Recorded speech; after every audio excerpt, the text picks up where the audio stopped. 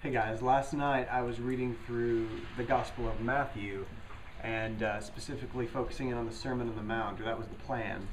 And then as I read through the build-up in chapter 4 and got into chapter 5 where the great sermon begins, I got stuck in the Beatitudes. And that's a pretty good place to get stuck, because I was trying to think them over, and there was one that jumped out at me and really caught my focus for where I am right now in my life. And it was Matthew 5:6, where Jesus says, "Blessed are those who hunger and thirst for righteousness, for they will be filled." You know, there's been several people in my life in the past year that have spoken that word hunger over me, that we have to be hungry for the Lord. We have to be hungry for God's moving. If we want to see great things, we got to be hungry in prayer. We got to be hungry begging Him to move. And we relate that word, and Jesus uses that word because we understand hunger. And by the size of many of our waistlines, we show that we understand hunger pretty well.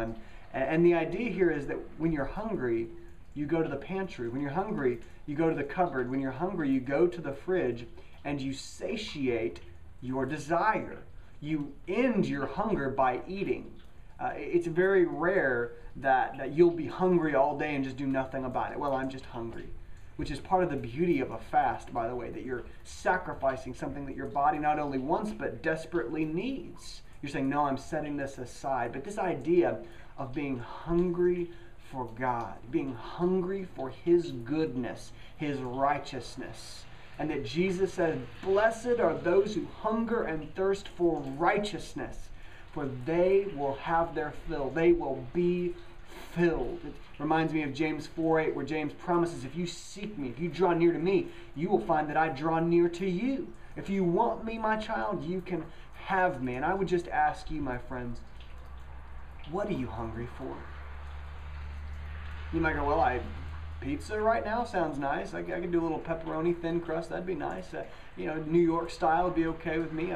Pie, cheesecake. And what is your life about?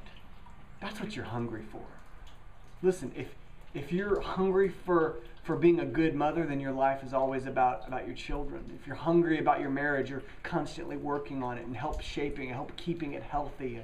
If you're hungry for your friendships, then you're constantly pursuing time with your friends and being a good friend. If you're hungry for God, then you've got to do something to satisfy that desire. You have to go after Him. Just like when you're physically hungry, you got to go to the cupboard, got to go to the fridge.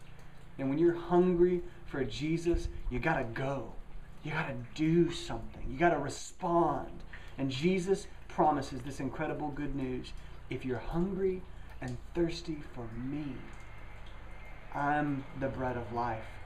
I'm the living waters. He says, blessed are those who hunger and thirst, not just for the stuff of this world, not for just food that can satisfy your stomach. Blessed are those who hunger and thirst for righteousness, because I promise they will be filled. They will be satisfied. If they want me, they'll come after me and they'll get me.